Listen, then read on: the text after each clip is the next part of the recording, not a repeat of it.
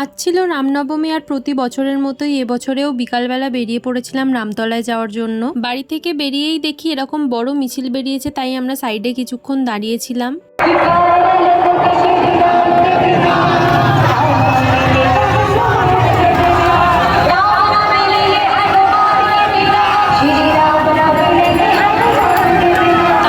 চারজন মিলে হাঁটতে হাঁটতে গল্প করতে করতে চলে গেছিলাম রামতলায়। ভেবেছিলাম আজকে যদি একটু ফাঁকা থাকে তাহলে পুজো দেবো, কিন্তু ভিড় বেশ ভালোই ছিল, তাই আর পুজো না দিয়েই চলে এসেছিলাম। তারপর ওখান থেকে কোনো রকমে ভিড় ঠেলে বেরিয়ে রামতলার ভেতরেই টুকটাক জিনিস কেনার ছিল, সেগুলোই কিনছিলাম। আর আজকের দিনে ভিড় ঠেলে রামতলায় আসার কারণ হলো এমন কয়েকটা জিনিসের দোকান বসে যেটা শুধু আজকে মানে রামনবমী আর রাম বিসর্জনের দিনেই পাওয়া যায়। ঘুরতে ঘুরতে এই ছানাটার সাথেও দেখা হয়ে গেছিল, তাই ওকেও একটু বিস্কিট খাইয়ে আমরা চলে গেছিলাম একটু এম বাজারে। ওখান থেকে টুকটাক জিনিস কেনার ছিল, সেগুলো কিনে একটু জুস খেয়ে আর বাড়ির সবার জন্য জিলিপি কিনে তারপরে বাড়ি চলে এসেছিলাম।